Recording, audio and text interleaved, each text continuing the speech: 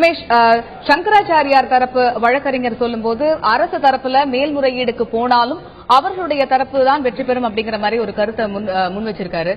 அரசு தரப்புல மேல்முறையீடு செய்வதற்கான வாய்ப்புகள் இருக்கிறதா, மேல்முறையீடு செய்யுமா, அது குறித்த தகவல்கள் இருக்கிறதா ரமேஷ்?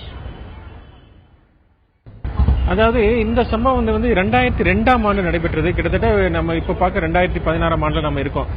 தொடர்ந்து 10 வருடங்களுக்கு மேலாக இந்த வழக்கு விசாரணை நடந்துட்டு இருக்கு. அப்போ இந்த வழக்கு விசாரணையில சாட்சிகள் வந்து நிறைய பல்டி அடையாளம் தெரியல. இந்த சம்பவத்தின் போது இவர் தான் வந்தாரா அவர் வந்தாரா என்பது குறித்து எங்களுக்கு அடையாளம் தெரியலங்கிற மாதிரி அதன் அடிப்படையில தான், அதாவது சாட்சிகள் அடித்த பல்ட்டின் அடிப்படையிலையும் அடையாளம் எங்களால காண முடியல. சம்பவத்தன்று அந்த என்னன்னா ஒரு சம்பவம் நடக்கும்போது, இது போன்ற சம்பவங்கள் நடக்கும்போது உடன் இருந்தவர்கள் அல்லது அருகில் இருப்பவர்கள் எல்லாம் கூப்பிட்டு இந்த மாதிரி முகம் கொண்டவர்கள் இல்ல இந்த குற்றச்சாட்டு சாட்டப்பட்டவர்களாம் வந்தார்களா என்றெல்லாம் கேட்கப்படும்.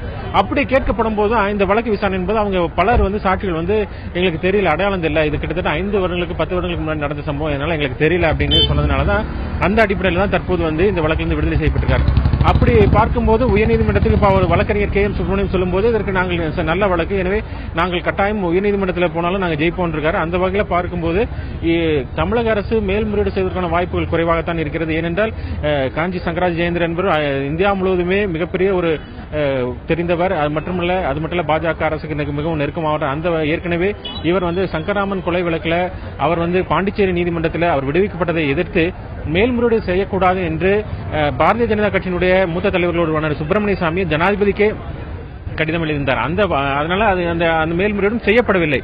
அப்படி பார்க்கும்போது இந்த வழக்கிலையும் மேல்முறையீடு செய்வதற்கான ஆனால் அந்த வழக்கை பொறுத்தளவு பாண்டிச்சேரி அரசு தான் நாங்கள் மேல்முறையீடு செய்வதற்கான வாய்ப்பு இருந்தது.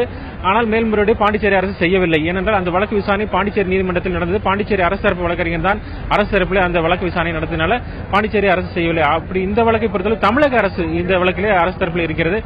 எனவே இந்த வழக்கிலையும் தமிழக அரசு மேல்முறையீடு செய்வதற்கான வாய்ப்புகள் குறைவாக இருக்கிறது.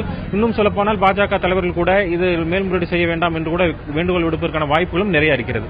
நிச்சயமாக கடந்த 2002ஆம் ஆண்டில் சென்னை மயிலாப்பூரைச் சேர்ந்த ஆடிட்டர் ராதாகிருஷ்ணன் என்பவரை தாக்கியதாக காஞ்சி சங்கராச்சாரியார் ஜெயேந்திரன் உள்ளிட்ட 11 பேர் மீதான வழக்கு தொடரப்பட்டது. இந்த வழக்கினுடைய இறுதி விசாரணை இன்று நடத்தப்பட்டு பிற்பகல் 2 மணிக்கு தீர்ப்பு வழங்கப்படும் என்று அறிவிக்கப்பட்டிருந்தது. நீதிபதி ராஜமாணிக்கம் இந்த தீர்ப்பினை வழங்கினார். அவர் வழங்கிய தீர்ப்பில் காஞ்சி சங்கராச்சாரியார் ஜெயேந்திரன் உள்ளிட்ட 9 பேரை விடுவித்து அவருடைய தீர்ப்பு வழங்கியிருக்கிறார். இந்த வழக்கை பொறுத்தவரையில் அரசு தரப்பில் மேல்முறையீடு செய்யப்படுமா என்பதை பொறுத்திருந்துதான் பார்க்க வேண்டும்.